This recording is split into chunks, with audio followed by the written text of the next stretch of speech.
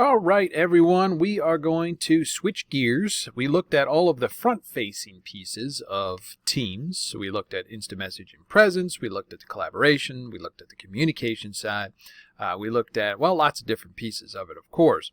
However, what I want to focus on here is the back-end administration side. How do we protect this? And how do we secure our environment so things aren't, going out all over the place, willy-nilly? So what we're going to do here is we're going to, as always, log into the Microsoft 365 Admin Center. We're going to go down here to Admin Centers. We're going to show all. If you do not see Teams on here, go ahead and click on All Admin Centers and you will see it. So we're going to go ahead and log in to the Teams Admin Center. Now, just fair warning, this is a very purple site. Microsoft loves their purple with Teams. So when this loads up, we will see a lot of purple. So we'll see lots of different things on here. We can see when the organization was created. We can see the name of it, the location of it, of course. And then also we could see user activity. We'll get to all of that here in time.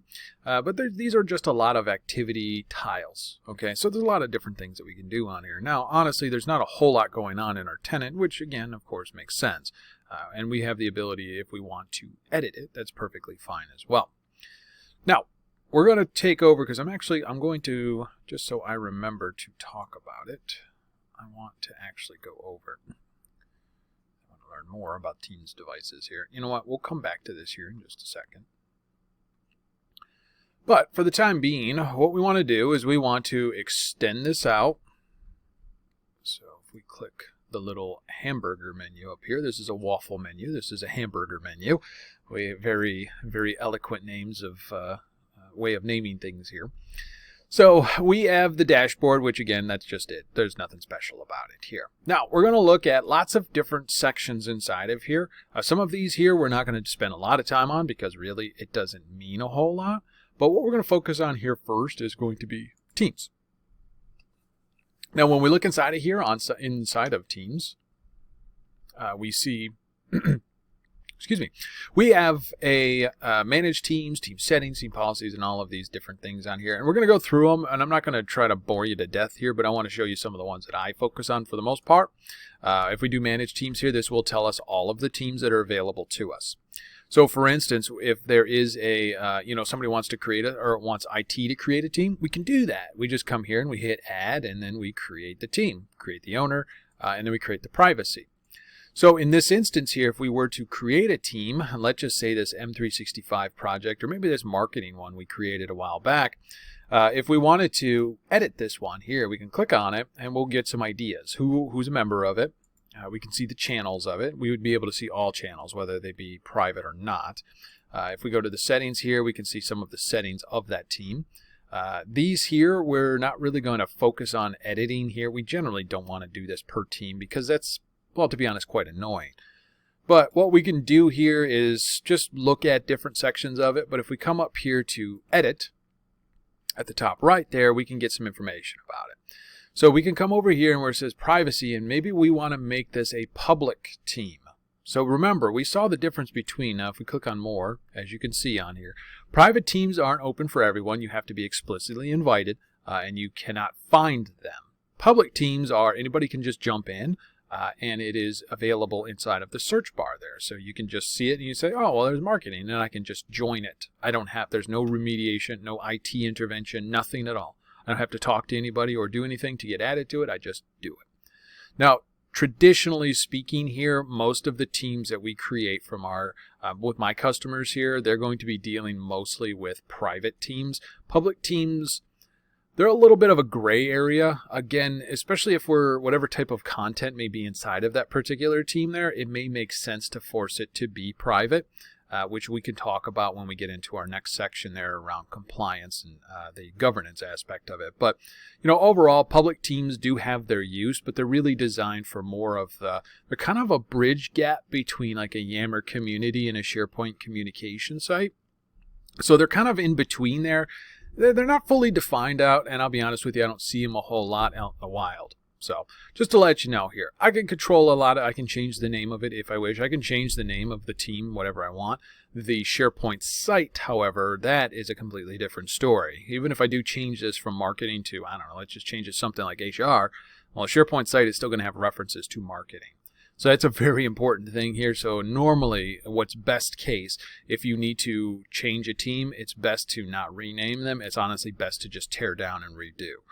But sometimes you can't do that. If it's a lot of things that are entrenched inside of that team, sometimes you just have to go through the renaming process. So we have the ability to edit. IT has the ability to edit individual teams if we wish. And again, we can get an idea here of who's doing what. We can get an idea of private channels that exist, as well as shared channels. Shared channels are a new thing here, and they are actually quite fantastic. Well, they're fantastic in a point. Okay, let me rephrase that here. They are not fully out there, and they're not fully baked just yet. I'll be completely honest with you here. As of recording this section, the shared channels, they work perfectly inside the organization, but Microsoft is trying to make it where we can have external organizations access share through the B2B Direct Connect, as you see on here. However, shared channels are explicit. So if I have access to that shared channel, I do not see any other shared channels. So they're great for we have a channel for, I don't know, like a vendor or something, and we just want to add them to that one, and they don't see any of the other channels that are in there. That's fine. That's what shared channels are really designed for. So again, overall, it's got its use case, and they certainly are great internally, and I think they have definitely a lot of pieces to it. However, they throw a little tiny wrench in the Mocha gears. And if you know anything about SharePoint migrations, and that's way out of the context of anything we would cover here in terms of SharePoint migrations, and what I call modern file migration, where we go from on-premise file shares, repositories, and such to Teams, SharePoint, or potentially Yammer. And also on-premise SharePoint, it throws a little bit of a wrench in that gear. But I'm not going to go too far into that. I don't want to talk too much more about it. But again, we can get an overview here inside of the Teams. All right. Now, if we jump along here, we see Teams settings. So these are global. Keep in mind, these are global settings inside of Teams. Now, I'm not going to read every single one of these here. Again, I'm going to talk about some of the more important ones. So again, this is basically turning on or off. Everything that you see here is completely default. There is really nothing that is turned off for the most part. We'll see that as we go through here. So again, suggested users or suggested feeds, do we care about that? Honestly, there's no point in shutting that off, but we could if we wanted. Tagging. So tags, I did not necessarily mention too much, and I'm just going to take a second here to talk about what tags are. Because tags are actually very, very useful from a communication standpoint, especially if we have a multiple discipline function. Okay, so then let me kind of talk about it, because we did have that M365 one that we created, the Microsoft 365 project team. So as soon as this loads up here, you'll see that we have, General, Exchange, and SharePoint. So if you remember, inside of here, we had, and we'll come over here to Manage Team, we have the people that are inside of here. We have, apparently there was 3, I guess, at one point. That's weird. A little bug on there, I suppose. So we have a guest, we have Geddy Lee, and we have myself. Now I can put tags on them. This is the difference between a folksonomy versus a taxonomy. So a folksonomy is something that people develop themselves. These are kind of your hashtags, if you will. But when we start talking about folksonomy, these are things that are created, but they're really kind of contained to a specific scenario. So in this instance here, this is the M365 project. I can put a tag on myself as, we'll just call me, I'm a global admin. I'm just going to put it all as one word. We're going to create a tag. And you see now I have the global admin tag. And then we come over here to Geddy Lee, and remember, he's a SharePoint person. So I'm going to give him the SharePoint tag. And let's just say that this guy here is also working on SharePoint. So we hit apply. So again, creating these tags, and I just created them, they only exist inside of this team. Okay, they do not go anywhere else. I cannot go to another team. I could. I have to recreate them all from scratch, of course. But they only exist inside of this team. So if I were to come over here to SharePoint, now this is what I can do. So I'll create a new conversation. Now I can @mention SharePoint. And you'll see is that we have a channel there, which is, of course, what we saw before. But now we also have a tag. So when I mention this, only the people that have that tag are going to get it. So again, it's based off of your audience. And here it makes sense because maybe I do want to differentiate. Maybe I don't want to tag mention everybody in the team when I'm talking about only SharePoint stuff. I probably only want to alert the people that care about SharePoint stuff. So again, that's the whole purpose of tags, okay? Now, if we come over here, we can have tags be members. By default, team owners are the ones who create it. We can have team owners and members assign their own kind of folksonomy to each other if they wish. It's useful, but I'll be honest here, it's probably best to keep it to the team owner because, again, the person that is responsible, or persons, you could have multiple owners in a team, but the persons responsible for the team should be the persons that are managing these tags here. So, and then we can change this here is that they can, if we want to delegate that out inside of the team there, they can also delegate the ability out. We can have suggested tags. So these are ones that we create. They just kind of suggest, here's ones that you do. Custom tags, again, that's what we literally just saw. If you don't want to allow custom tags, that's fine because you have to put the suggested tags in there though. So you can only choose what you put in there from an IT perspective. Again, my standpoint here, enablement. Don't lock down your users down to the nitty-gritty. There's no point. Shifts, which we'll get to a little bit in time here. We're not going to go too far on it, but shifts can also put tags on users if we want. Okay, remember that a team, when I create a team, that group that gets created has a SharePoint site on the back end as well as an Exchange mailbox. And it will either be Teams integrated or Yammer integrated. And what's going to end up happening here is that because it has an Exchange mailbox, we can send an email to it. So in your instance here, we have every channel has its own. So let's just take it for the SharePoint one. If we click on it here, you'll see where it says get email address. Let me explain why this is important. This is actually a really, really, really useful one here. So we're just going to go ahead and we're going to copy that. We're going to come over here and we're going to open up our Outlook.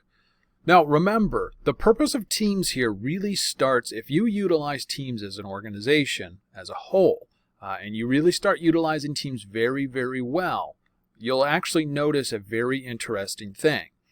Your email usage will go down, okay? And I know this is a crazy concept for a lot of people, and when I tell this to my customers, they're like, what?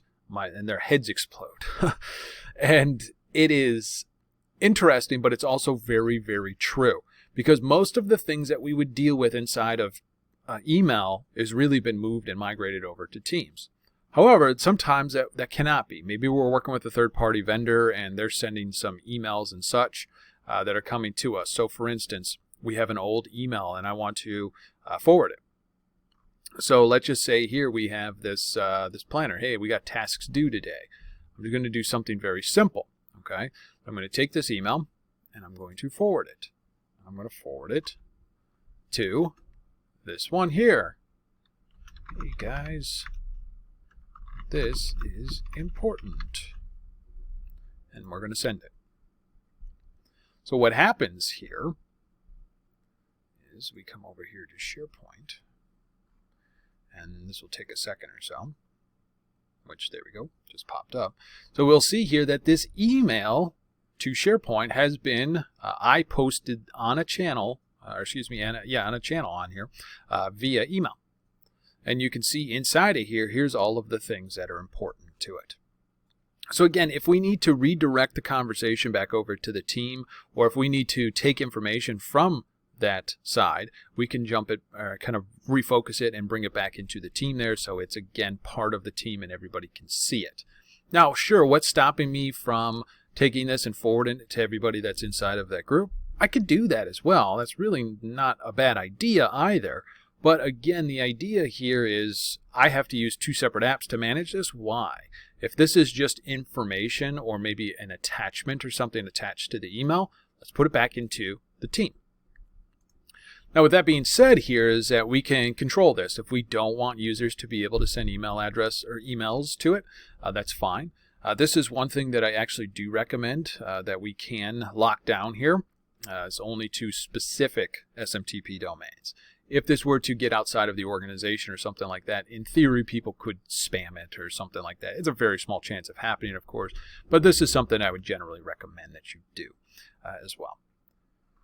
Moving on down the line here, files. This is a big deal. Okay, this one here is we got to be very careful with it, because I'll be honest with you, most of my customers end up shutting this off.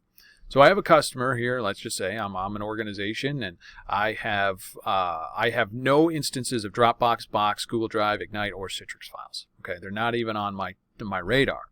Now, what I can do here is if I come inside of Teams, you'll notice that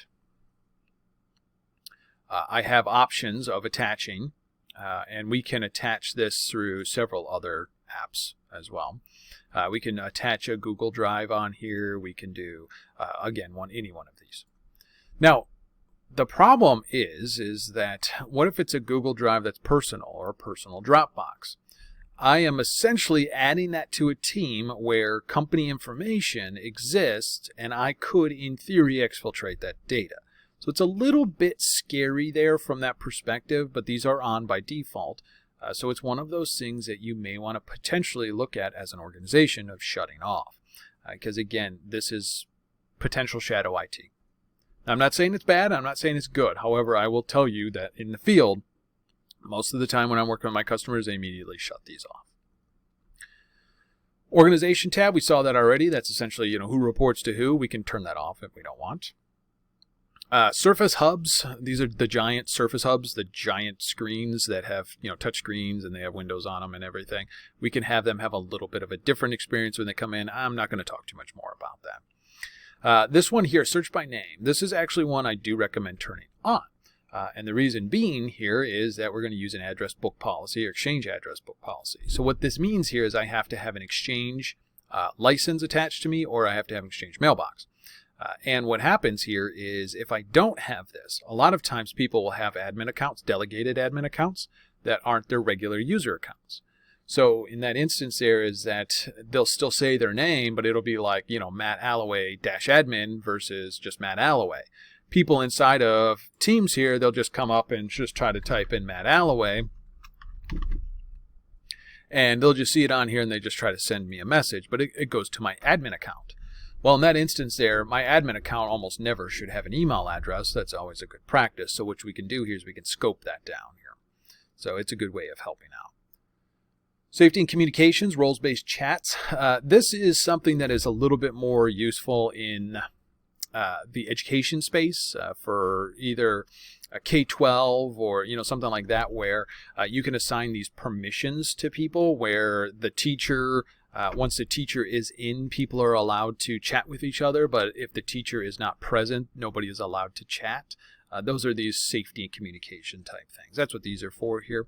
I honestly have never seen this in the wild. I've worked with several higher education as well as K-12s, and they just kind of turn it off. They just keep it off. It's nothing that they necessarily are super concerned about, but it is available to the organizations if they want it.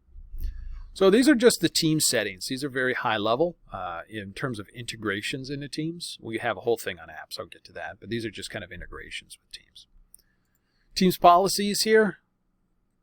Here's the thing about Teams policies, or any type of policy inside of this Teams Admin Center. It's all based off of different things. So first we have global. So the org-wide default, that if you just get assigned a Teams license, you automatically inherit this one. Everybody always inherits that one. I can always add an additional one.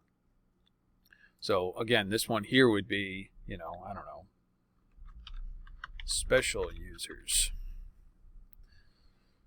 So this is for users approved to create private channels.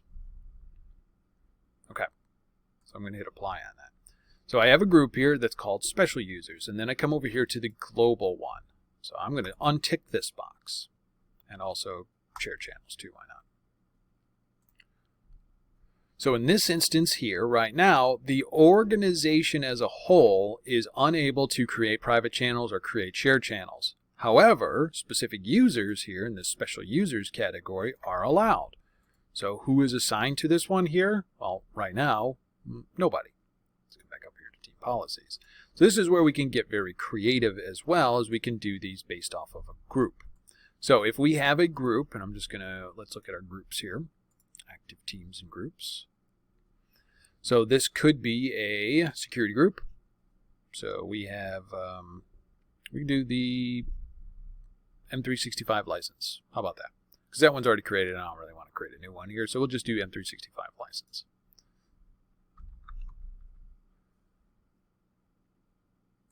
I'll add that in there and they get the special users.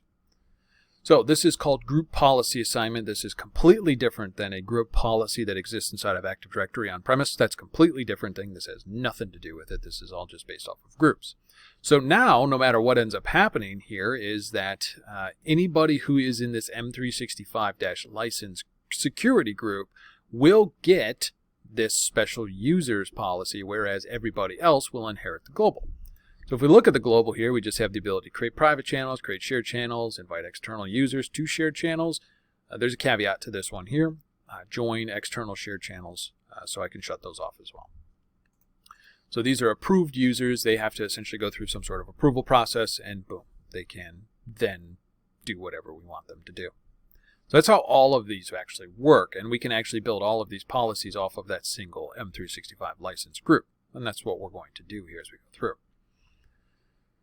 Okay, so overall here, this is pretty much it for this particular section here. Honestly, as of probably about a month and a half ago, this didn't even exist here, and there was really only one toggle switch, and that was create private channels. That was it. But now we have the shared channels and such too. Okay, let's move along here. Teams templates. Well, these seem like they're pretty good, right? I'll be honest with you, they're not that great. So these are what show up when we come over to Teams and we join or create a team. And when we create a team, we have these templates that are down here. Manage a project, manage an event, adopt Office 365, blah, blah, blah. You can see that that's what these are for. So if we come over here to the template itself, there's only really two things that this does. And as I said, it's kind of underwhelming. I'll be honest with you here. It shows the channels. So these are channels that are automatically created, an announcement, resources, planning. And then we also have tabs where we have Power Automate, bulletins, planning notes, project plans, and then there's also another tab. I don't remember what this one actually does here, to be honest with you. But neither here nor there. And it also installs apps. So it does lists, approvals, Power Automate, as you can see these guys on here. So these are helpful, but they do nothing for security. Okay, this does nothing at all from security. It does not set any policies, security policies, or anything like that. These are simply the way that the look and the feel of the team. As I said, they're a bit underwhelming. They just don't really do a lot.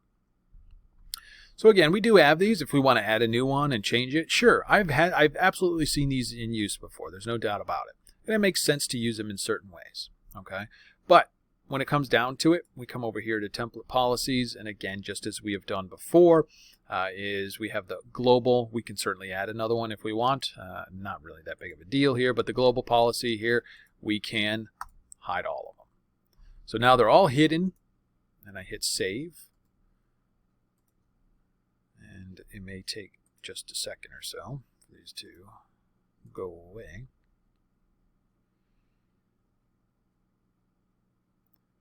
Refresh the page. There we go. All templates are currently hidden. So there are no templates on here. So that's pretty much what we can do there. That's an easy one. Teams updates. Okay, so this is an interesting one here. Teams actually, the application itself is actually different, far different than the other applications that we have seen inside of Office, Outlook and OneDrive, and all in Excel, PowerPoint, and Word, and those completely different from those, because we actually don't get a lot of control over the settings of the Teams application. So the Teams application itself is pretty much on its own in terms of how it does updates. Okay, we can't control it through WSUS, we can't control it through Config Manager, we can't control it really too much through Intune. We can't really do a lot of controls, we can't hack it apart. And the main reason being is that because it is actually most of the application exists in the web. Okay, so I'm going to show it to you here. I'm going to pull it up on my computer. Now again, it's really not much different than what we see over here. So there it is, get started. Okay, well, we're going to get started. And we're going to type in M. Holloway, Pocket, spelled right, of course, live. And of course, I'm going to sign in. Now, this all works through conditional access, so that's no different. Okay, so conditional access still works just as any other, and we can choose this as an application just as any other. We do also get this guy, and I've showed you already before here. This is something we don't want to do, especially in this lab. We may want to potentially do this in an organization. If we are hybrid joined, potentially, we won't get this. If we are managed in some other format, we won't get this. This device here is basically trying to tell us if we were to hit OK, it would register the computer that we are in right now to this Azure Active Directory. We don't want to do that. Okay, so we always hit no, sign into this app only, again, just because we're in lab purposes only. So Teams is going to load up here. Now Teams used to be a pretty big beast in terms of the application itself, in terms of how much memory it would use and everything. So now it's finishing loading up. Bring it over here. And you can see here, this looks literally no different than the web. Okay, it's the same thing. It's got the same exact look and feel. Microsoft designed it to be so. So again, here at the end of the day, it's really just kind of doing its thing. But if we look at the task manager, let's see, what do we have here? Let me pull up.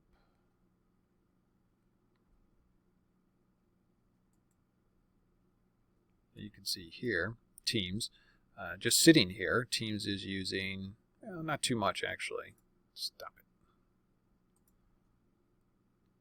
There we go. So we can see Teams is using a fair amount of disks read right now, but that's fine. In terms of memory, it's not eating that much at all. As you can see, Edge is eating a tremendous, like 2 gigs just sitting there. It's crazy. But, you know, Teams is not using that much, nor is it using that much processing. But really, when it comes down to it, Teams, most of the processing power has been offloaded to the web. So it actually is using a lot of web interface. It works the exact same way that it does in the cloud here. I mean, as you can see, it looks identical, it runs identical, it does everything identically. So the problem that we have, it's not a problem. Okay, let me rephrase it. This is not a problem here. This is a feature, I suppose. This is a way of Microsoft is on a, we'll call them preview features here, where do we want people to have the new features or do we want to delay them? Okay, so we can follow Office Preview, which is essentially going to be a delayed experience here where once things become, so we have global availability for a product, you know, a new setting or whatever. That's new GA now is what it's called. So it's globally available, which means everybody has access to it. Then we have private preview. So that's the very first part. That's kind of like an alpha test. Not many people get into that. You have to be chosen. Microsoft has to choose you to do that. But we also have private preview. We have public preview, which is basically, this is what we're setting on here. So if we have it set to enable, automatically any public preview settings are controlled to you. You automatically get them, okay? And you have no control over that. They are coming, okay? You cannot hold off. Microsoft got themselves into a lot of problems throughout the years of allowing people to delay updates and such. It's not how they work here with Teams. And that's not how they're working with a lot of these new technologies that are coming down the pipeline here too. So with these preview features, do we want to allow them? Well, keep in mind, who are we currently scoped to? Right now, we're currently scoped to org, the entire organization. Do we want to enable the new previews for them? Probably not. So what we would do here would be IT, let's just say. And this one here, we would enable it for previews. So in this instance here, what we can do, we can assign this to users, where let's just say we'll do myself. Sounds good. We come through all of these wonderful policies that are on here. There are so many policies, and we got to find the one. The Teams settings, update policy, IT. We hit apply. So this one is not a group-based one, which is super annoying. This one is not a group-based one. So as you see now, as we go to view users, we can see that now I am in it. So I get all of it because I'm an administrator. I should be able to test these new things out before they go global. But the rest of the organization will follow the Office Preview, which essentially whenever something comes globally available, they will get it. So that's pretty much it with the Teams updates. Teams upgrade. Honestly, we don't see this too frequently anymore because Microsoft has killed Skype for Business. Skype for Business Online no longer exists. The migration effort is very difficult to get to from on-prem. If you have an on-premise Skype for Business environment and you're trying to get to Teams, it's pretty much just a cutover nowadays. That's pretty much all it is. You don't have an option of doing a hybrid and doing a graceful transition anymore. That's just kind of the nature of that game. So I don't even talk about these anymore with the coexistence because it's always set to Teams only and you can't change it. So don't really care about that. But if you are using Skype for Business, so if you do have a Skype for Business meeting, you can set the, what do you want it to be, Skype Meetings app or Skype for Business. Again, it's very rare that you'll even see these around anymore that aren't abandoned. Most of my customers will just abandon their Skype for Business environment, which of course is not a good idea, but that's just what they do. So with Teams, that pretty much buttons up that piece there around Teams. Okay, so we'll just go ahead and close that up if it'll allow me to. Anything? There we go. We'll jump over here to users. Now we've already seen this here. These are just the users. This is where we can assign different permissions and different pieces. We're not going to worry about that right now because there's really not a whole lot there, to be honest with you. So we're going to come over here to guests. Okay, so let's talk about guests. We invited a guest. Remember, we had this one here where SharePoint, and you can see that I think somebody did. I don't remember exactly. I think there's a guest in here, right? Yep. So I have my junk Gmail account that I use on here that is currently a guest. So here, remember, this is global. Global here. To allow guest access in Teams, on or off. And it'll tell you, actually, what I really like about this portal here is it tells you what the service default is. But it is on by default, of course. Maybe we don't want people to invite Teams or to invite guests into Teams. So let's break this down here a little bit further. So Teams, think of Teams as a column, okay? We have Teams, we have SharePoint can allow guests as well, and other applications inside Yammer can also invite guests and such. So we have all of those. They all have their individual settings. That's what this is here for Teams. But all of them, and we talked about this when we did from the Azure Active Directory side, but all of them actually are superseded by the tenant settings. So if we come in here to Azure Active Directory, and we have this external identities. Now we talked a little bit about this already, so I'm not going to dive into it super deep, but we have this external collaboration settings here. Whereas you can see here's the guest invite settings is only users assigned to a specific admin role. We set that one there. By default, it is set to member users to be able to invite. That means anybody inside of the organization and users assigned to the guest inviter role can invite. Or we could set it to everybody, including guests. Guests can invite other guests. That's not a good idea. I don't see that too frequently there. And then we see here, and again, this is what we set it to. And then we also locked it down here to Gmail. So this is superseding any settings that we set up inside of Teams here. Even if we do shut it off, that's fine. We can shut off the access to guest access in Teams, and we still won't be able to invite from Teams, and that's fine. But even if I do allow this on, I still have to be in this guest inviter role, and I still have to be able to, I can still only send out to gmail.com. That is the only one that I can do. So if I try to, if I come over here and I want to add a member, I come in here and I do, Matt.com, put it as a guest. Now when I try to add Matt at, Matt at Matt.com is actually another one. We'll do Matt at cool.com because I've already played around with Matt at Matt.com.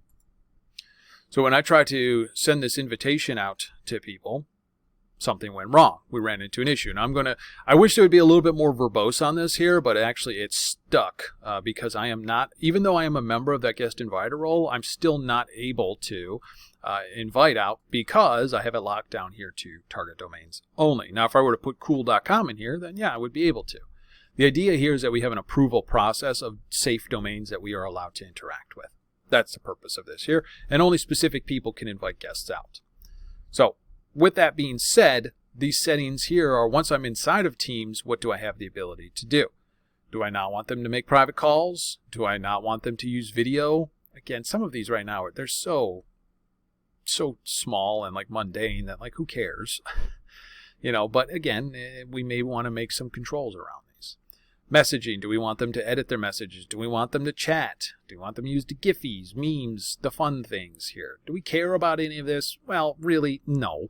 But if we want to shut these things off, maybe we just want them to have collaboration inside of files, I guess. We can shut off chats and messages and all of this stuff here too. But again, we're hindering the user's experience. And if a guest needs to come in and a vendor or whatever needs to come in and do their job, and we're stopping them, they're going to find other ways to do it. They're not going to use Teams. They're going to use something else. So just remember that. So overall here, guest access, that's the way it works. Now we also have this one here called external access. Now this is a kind of a holdover from Skype for Business, which was Lync, which was Office Communicator, which was, they've had about 100 different iterations of it. But external access here, this is Federation Chats. So remember when I said, go ahead and close this out here, but do you remember when I said that I can come here, I can create a chat with Matt at matt.com. Did I spell that correctly? I'm going to search externally for Matt at matt.com. As you can see, I have no idea what these even are. These are all Skypes. So these are personal Skype, not Skype for Business, personal Skype. Now, obviously, I am not going to make any kind of contact with these people here.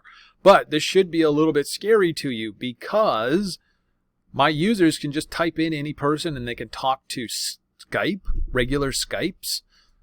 Skype is notorious for having some, well, we'll just say unsavory people on it. So do we want to allow them to do that? Well, that's where we can shut this off. So we can have external federation is a great way of being able to chat. You know, if we want to chat with other people, it's a great way of just being able to do a quick ping. I use these with my customers all the time.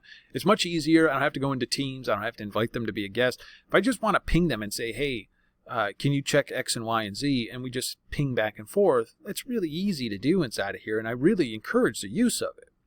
But with that being said, we need to be a little bit secure with it. Do we necessarily need to use the organization to communicate with Skype? Again, my personal standpoint is probably no, but that's just me.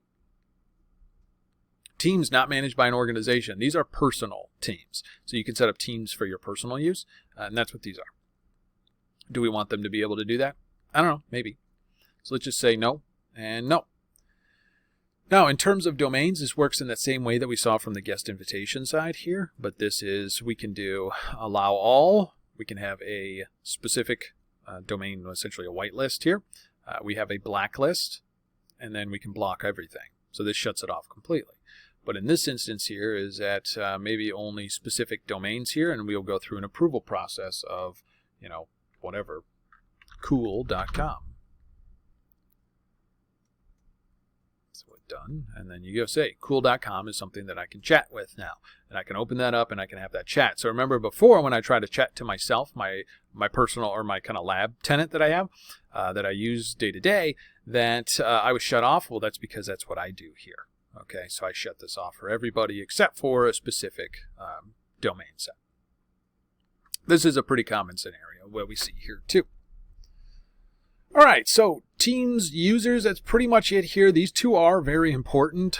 So they're kind of hidden here in the user section, which I think is a little weird because they keep moving them all over the place here, but that's those two pieces there. So let's skip over Teams devices because I'm going to come back to that here, and let's start looking at some of the policies. So we're going to come over here to meetings. I don't know why it keeps doing this. I want to close you. There. Apparently take the focus out of it here. So meetings here, we have lots of different settings here, and I'm just going to high-level overview of these here because there's a lot of them. So we have conference bridges. We have a Microsoft 365 E5, so we have that kind of Cadillac license, if you will. So we do have the ability to have our users use a call-in toll number where we can have a dial-in conference. Now again, dial-in conferencing, which I'm going to talk about, it's antiquated. I'll be completely honest with you here. Dialing in is an antiquated method. We want people to be able to use and get all of the advanced features. Again, that's in the next section we're going to talk about here. To get those advanced features of Teams there, where we can have the the wideband audio, the Teams Smart buttons, the call quality metrics, and all of that.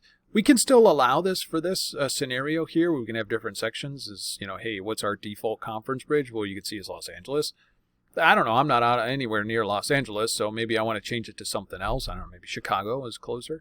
And I can use these here. I also have the ability to port over my own if I have. These are Microsoft ones. we can certainly do that if we wanted as well. So these are just conference bridges here. I'm not going to talk too much more about that here, but I just want to jump over is the audio conferencing policy. Now this one here is currently in preview. So if you click on it here just to show you, do we want to include toll-free numbers in it? Yes, we have that set up. We can add those in here if we want. But this one here I cannot do anything with because, well, it's the global policy. I can always add an additional policy if we want. So we could shut off audio conferencing for everybody and then just turn it on for some. We can do that as well. Or we can just not assign the license to people. That is also another option, because if we come over here to the users, and who has it? E5. I do. So if I come over here, one of the many bazillion applications that show up under here, which are 76, which is crazy. Somewhere in here, we will see audio conferencing, and I don't know where it is. There we go, Microsoft 365 audio conferencing. Now, if you uncheck that, then the user won't be able to do audio conferencing either. This is just a way of controlling it via policy, which of course we do have the ability to use the group ones here too, which is nice. So skipping over those two here, again, just very brushing on them. We're going to jump into the meetings policies. So we have 6 of them on here. These are just ones that Microsoft has created that is, we'll call them defaults that are on here. And I see them used from time to time where we can't do different things. But let's look at the global here, which of course that's where everybody falls into. This is the global setting. We can control these here. Do we want the Outlook add-in?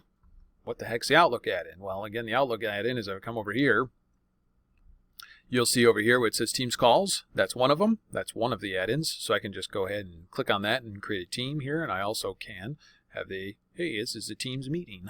So this is just through OWA, but if we can just toggle that switch there, and hey, it's a Teams meeting. We want to shut that off. I don't know why you would, but you can shut that off. Channel meeting scheduling, channel meeting scheduling, private meeting scheduling. Do we want these turned on, off? Again, why would we hamper the usage here? This is a scenario where I have seen in the past where customers try to get creative because they're trying to bridge together 3 different technologies like Team. They want to use Teams for collaboration. They want to use WebEx for calling, and they want to use Zoom for meeting. I've seen that before, and it always works out terribly. They're never designed to work like that. It's way out of the realm here to expect a regular user to be able to understand when to use what, because you can never shut off all of the features of it. You can't really get that granular. It's just not worth it. Try to focus on one for as best as you can. So just a FYI there. Engagement reports, which again, hey, who engaged? We saw that already. Who did what? Meeting registration. Hey, who do we want to? Do we want meeting organizers to require registration to join the meeting? You have to be registered in order to join the meeting. Whatever. This is why we can't just have people drop in the meeting without registering. That's again all fine, hunky-dory stuff here.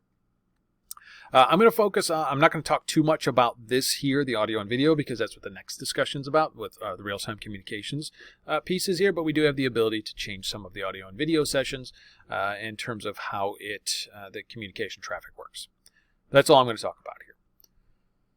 All right, by default, transcription is shut off, which this is something I always recommend that you turn on. I love transcription. It helps me out a lot. It uses Cortana, and as you're talking in the meeting, it's actually really, really good at attributing your voice to you and other people's voices to them. So you actually get a pretty good recollection of the transcript. Now, I love recording meetings. I do it all the time, and it is a very useful tool for when I'm having conversations with customers. I don't have to make notes as much and spend time kind of going back and forth as I'm writing notes. I can just record it and go back to it later. I use the transcription to be able to search the transcription for the thing that we talked about, find it in there, do a Control F inside of it, and then find the timestamp, and then I can go inside of the cloud recording and see when that happens. Here's a new thing on here which kind of makes me a little annoyed, but I understand why they do it. Microsoft implemented meeting expiration policies. And meeting expiration policies are fine because they stop us from creating a bazillion meetings and storing or creating a ton of unnecessary storage. However, these do go away after a period of time. So they will automatically expire, and you can go up to, is that really 999,000 or is that 99,999 days? why would you even use that? I have no idea. But meetings automatically expire. By default, it's set to 120 days. So after 120 days, they go away. They disappear. Well, they don't disappear. They get put into the recycle bin. We've already saw that inside of SharePoint there, is that stays for an additional 93 days, and we can restore it if needed. So between the two there, we get 120 days plus 93 days before it is completely purged from the organization. Like I said, I understand and I like it. You can always override that as the user too, but you have to do it after the recording, and you have to remember to do that, which is why it's a little annoying. But again, I understand why we have these. So, store recordings outside of your country or region. This is really something around a piece that we haven't talked a whole lot about, and we're probably not going to. It's around the idea of a multi-geo tenant. This is a big deal when we're dealing with like GDPR rules, or Germany has a lot, as well as that Germany data for users has to exist inside of Germany. And if it doesn't, we got some problems. That's what the purpose of these are, is that we can store these to not allow them or to allow them. By default, they are not allowed to be stored outside of your country. Content sharing, as I'm sharing a screen here, do we want to have people to be able to give a request control? This is turned off by default. This is something that can be turned on, and I probably do recommend it, especially if you're working with other people. They can request control. Now, jumping through here, we have whiteboard, shared notes. Yeah, sure, turn all of these on. There's no purpose in turning them off. Again, that's my stance on it. Entire screen, I've had a customer there that they did not want it. They only wanted single application because it was a security risk to them. Okay, whatever, I guess. You just have to do a single application at a time as opposed to the entire screen. Whatever. Filters. This is an important one here because filters they can get goofy. I'm sure we've all heard of the lawyer that had his child was on his Zoom call, and he had the cat thing on there, and he could not remove that. So to kind of, I guess, stop that, we can change it to background blur only or default things.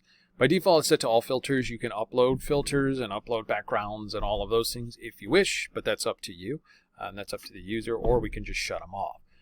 If somebody does turn it, I normally see it's a background blur, and that's not for that goofy reason. It's really for the hardware requirements, is that doing background blur is very intensive on a computer, the hardware on a computer, so it does cost resources, and some of my customers have computers that are kind of junky and old, so they essentially put it to background blur only, so people can't get creative and goofy with some of their things there, but also not kill their computer. All right, last piece here. This came out here before the whole Zoom bombing scenario, where we have a lobby of people jumping in. Who can start the meeting? Who can't start the meeting? So by default, we have anonymous people. So you have many different ways in terms of who you are in an organization. So let's look at them here. So we have invited users, organizers, people inside of my organization, trusted organizations and guests, people inside my organization, and everyone. So everyone is considered an anonymous user, which that could be literally anybody. Invited users are going to be, I invite you. You are specifically on the invite. Okay, that is an invited one. Organizer, if I want to automatically admit people. This is essentially who hits the lobby. Everybody inside my organization and guest is what it is by default. A lot of times I just see people inside of my organization. Trusted organizations are actually set, and they're ones that you have to set at the tenant level there, and they are ones that are allowed to come in automatically if you want them to. Again, cool concept, but it's up to you completely. Do we want anonymous people to start a meeting? Now, what's an anonymous? Well, anonymous a lot of times is a phone call. So the way that Teams works here is that if I call or join from my desktop and I call in, they actually are two separate user objects inside of the meeting.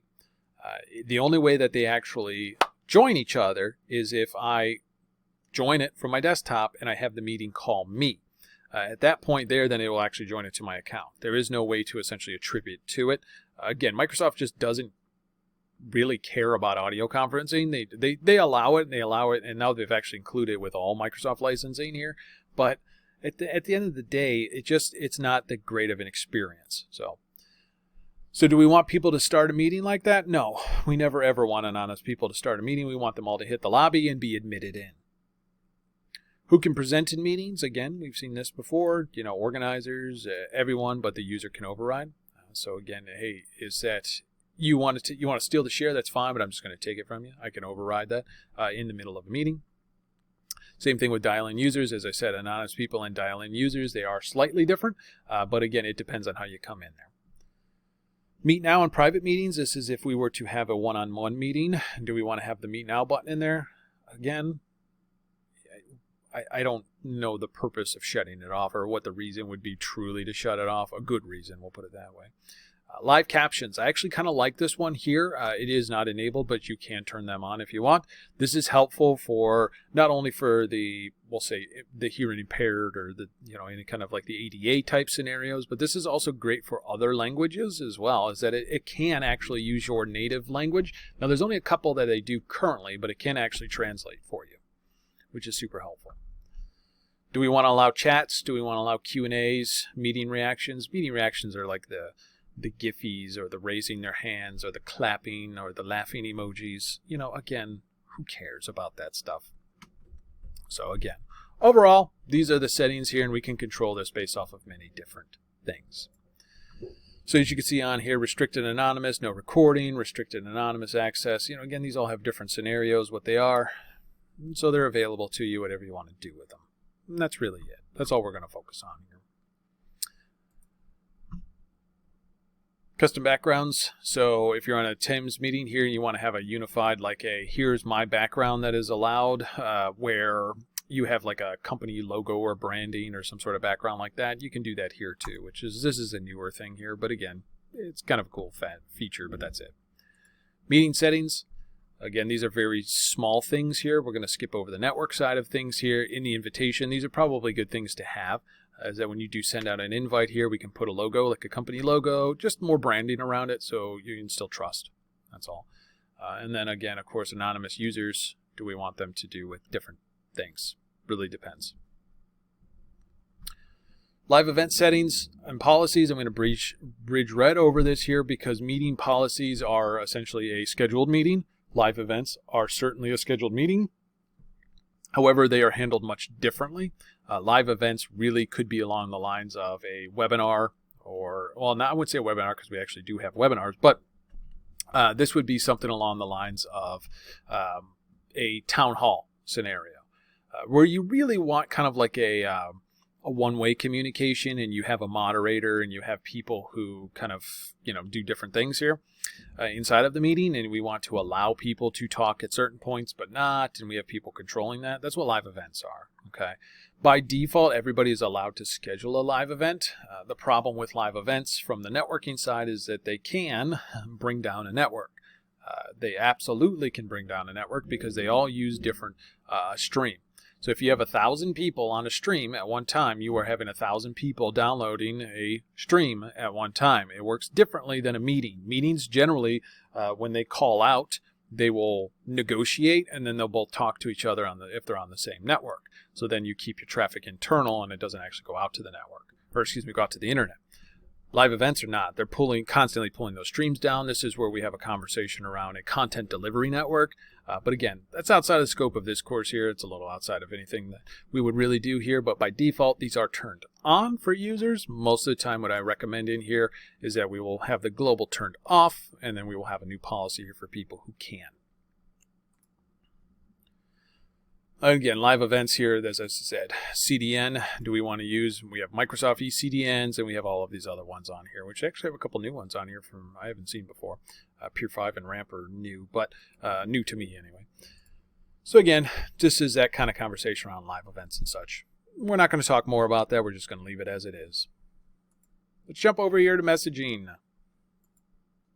Now, there is no caret on this to open it up. That's really it. What can we do in messaging? This is where we get those quote-unquote fun things. The memes, the stickers, the Giphies. Do we want people to chat at all? I don't know why you wouldn't, but again, by default, owners can delete sent messages. So think about, I'm the owner of a team, but people going back and forth. Do I want to be able to moderate it? Do I not want to? That's turned off by default. There's lots of different things in here too. Do we want to translate messages? Immersive readers. what's the purpose of shutting these things off? I don't necessarily have a lot of good reasons. I have not seen a lot of good reasons apart from just kind of overall paranoia, so to speak. But again, why would we shut off memes and stickers? I've had in the past there where, we have the Giphy content rating where we put it down to strict because it can, if you have no restriction, it can be a bit racy, we'll just say. There's some, there's nothing like no outright, nudity or profanity or anything like that. They're just a little bit on the racy side. So we'll just put it that way. So sometimes I've seen some organizations turn that down to strict. So they're just the family-friendly ones, so to speak. URL previews, I highly recommend this one. Keep it on. Don't ever shut it off. This uses the Open Graph metadata. So when you send a link to somebody, it pulls information in directly from it. And you can get a little blurb about it, a little picture. So before you click on it, you know a little bit about it. So that's really it from the messaging side. I'm not going to talk too much more about it. I think a lot of this is all very self-explanatory. All right, I'm going to skip over the voice because, as you see on there, there's quite a lot, and we have a whole section around that. Locations. I'm going to skip over this here as well because, again, we have a conversation around that. Enhanced encryption policies. This is just a minor thing here, is that if we want to do end-to-end call encryption, you can turn this on. So this was a feature, and it's not enabled by default. This is a feature that was inside of Skype, is that you can essentially double encrypt a message. So is that, we're encrypted, and I'm putting kind of the cone of silence around it. By default, it is end-to-end encrypted. However, this is double encrypting it, if you will. So this is, you can't record it, you can't do anything. This is if I'm just sending you a password. I'm sending you something that's, very secure, like a social security number or something maybe. That's a way you can do it there. You can turn that on if you want, but that's up to you. So that's all that one really does there. All right, kind of getting towards the end of it here, which is really nice. So we have policy packages. So these here are where we saw the templates that kind of build out the ones. These are going to be, let's do a,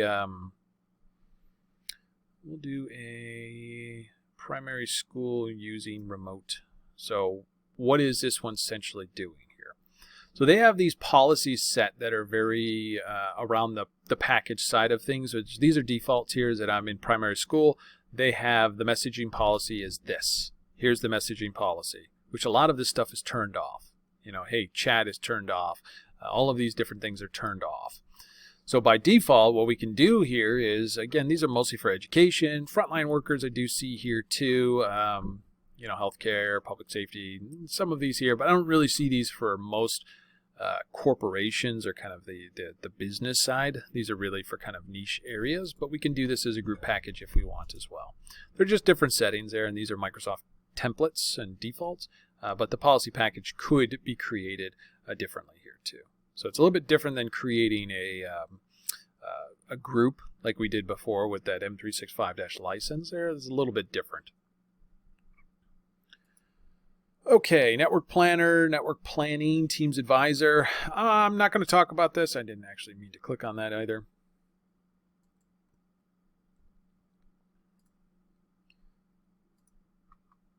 Go back, because I do not want to talk about this right now. Oh, come on.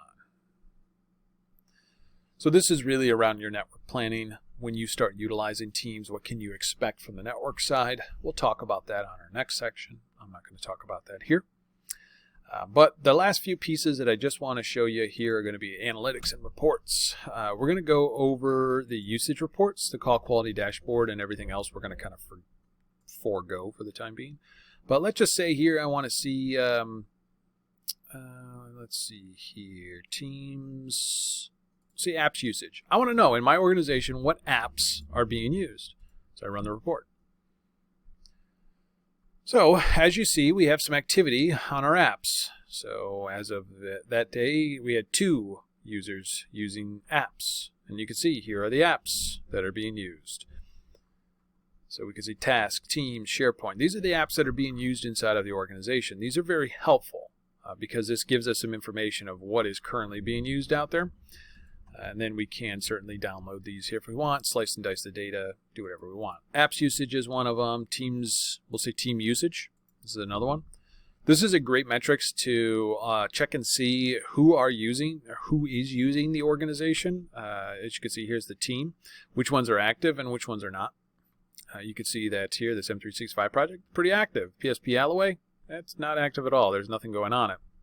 But this M365 project, we got reply messages and everything. These are great ways of KPIs to determine is your organization using it. That's another thing here too. So again, we have so many different sections on here. User activity is probably the last one I'll show you on here because I want to jump in the last piece, which is the apps. So we can see on here the display name. Now these are anonymized by default here. You can see they have this like GUID, but we can see who's using this the most. Now if we download this here, we can get more data around it. But again, this is just to give users the user activity. That's all. And we can control this here too if we want to get rid of that, because all of the reporting is by default anonymized inside of Office 365. All right, last piece I want to talk about here are going to be apps. So by default, Microsoft has, I think it's over 1,000 now. Could be wrong. Oh gosh, it is holy Toledo. Last time I saw that was they've added a lot. So we got 1,760 apps. By default, all apps are allowed. Okay, so if we could see on here, it just says status allowed, allowed, allowed. We have 1,700, almost 1,800 of them. Now, as we start going down through here, you'll start noticing that I don't even know what, I would say 90% of these. Like this one here, I don't even know what this is. This is in some Asian language. I don't know, maybe Chinese or something. I don't know exactly what that is. Why on earth would I allow that to be used in my organization? You know, again, here's more, foreign languages, things that I don't really know what they do. I don't know much about them. Hey, I want to look at this app for legal. What the heck is this? Well, this is what it tells you what it does. And this is a new thing on here where it's kind of like an app store, if you will. So we can see the permissions. We can see if we want to review.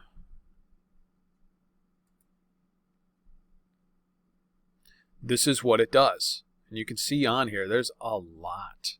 Now, I can do this for the entire organization if I want, of course, and I can allow it, or I couldn't. Now, some of these on here are not just very simple, kind of like, rinky-dink ones. There are ones in terms of apps. So if we kind of go back, we can see they have them in categories here. So Microsoft has their apps. We got Milestones, Power Automates. Do we want to allow OneNote? Math, I'm assuming that's an education side of things here. Roadmap, lists. Again, some of these probably make sense to be able to use. But do we want them all available? I don't know. I can't tell you. Every organization is different. So if we look at the org-wide app settings, this is ones where we can kind of shut some off. We can get tailored apps, but this is only if you have an F-Series license, which is a frontline license. So think of like a nurse or somebody that is a frontline worker. They're like cheaper licenses, and they're designed for people who aren't typically, they interact with knowledge generation, but they don't actually generate a ton of knowledge themselves. So I can shut that off. Third-party apps. Do I want third-party apps to be installed inside of Teams? Do I want users to be able to interact with custom apps? I can, of course, create my own app and upload it here as well if I want to. And do we want users to be able to interact with them? Not, who knows? We could shut those off. So this is the org-wide side of things. So we come over here to the permission policies. Here's the default, broken down in 3 different sections. Custom apps. We can whitelist, blacklist, allow all, block all. Block all. Third-party apps. Whitelist, blacklist. I would say maybe allow some of them.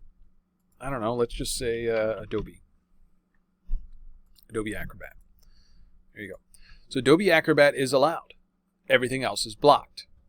Microsoft apps. We can whitelist, blacklist, do the same thing here. Microsoft apps, the ones I just showed you, I think those are okay for the most part to have first-party apps on there. But again, we can customize that however we want. So in this instance here, this is a very common scenario of which I recommend. Oh, that's good. I just can't save it right now for some reason.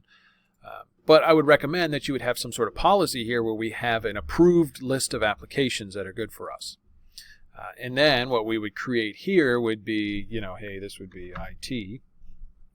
And IT has everything set. Global, it's not. It's locked down, which again, we didn't save any of that stuff here because there was an error on this portal.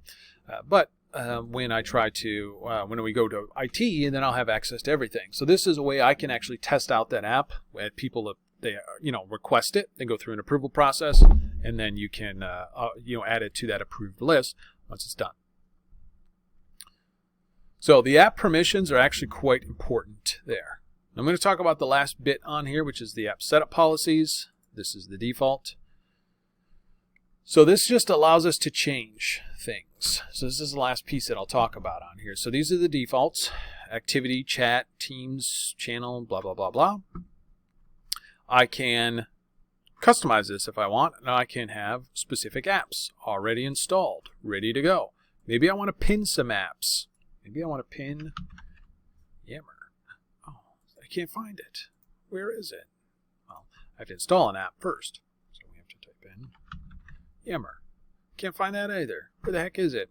Well, it's allowed based off of the policy settings that are on here. So a lot of times what we end up doing, in a very common scenario that we may see here, is we will add specific apps on here. Maybe we want to have Yammer communities over here, and then we can come over here and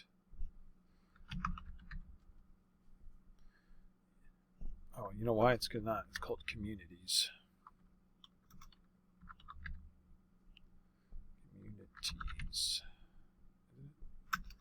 Communities. Viva Engage. So maybe I want to use this Viva Engage here.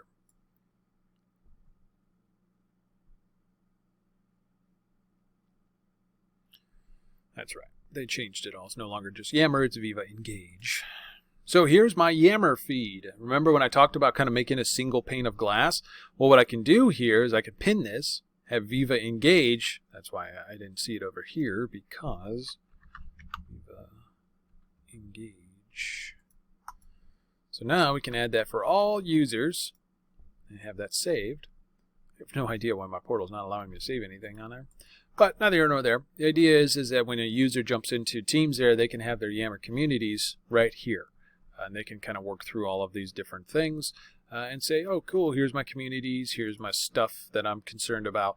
Now, when I get an alert on Yammer communities, which I'm not going to do here because I've already getting pretty low on time here, but we've seen it before here. Is essentially if I were to @mention someone or kind of put to the channel here, I will get an alert inside of Viva Engage here as well. So I'll see it over here, and then I can bring my attention to it and then check whatever I need to check inside of here. So that's the idea behind it. We can customize this here. Maybe we don't want calling. I don't know. I'm just saying if you don't want to, you want to remove some of these, you can do that. And then the final piece here is that we can have the custom app store. So the Teams app store is, again, this is based off of branding. We can choose an image, put an organization, logo mark, background image, and change the colors and such. This is really, and if you just do a preview, this is what it looks like. So it just kind of puts a little bit more branding around the app store. So if we go to more apps, we can have some branding around this here. And again, that's just up to us as an organization, however we want to do there. So, okay, from a perspective here of configuring Teams and controlling it in the back end, we talked about pretty much everything. We talked about quite a lot in there. So with that being said, that is pretty much the end of this particular discussion here. We just have our last piece here, which is going to be around Teams voice and networking, which we will start playing around with some of these sections in here around voice and locations and those things on there. We're going to try to do as best as we can in it. It's a little bit difficult to kind of play around with it, but I will show you how it works overall. So with that being said, that is everything here for this particular lab. We will see you over on the next one. Thank you.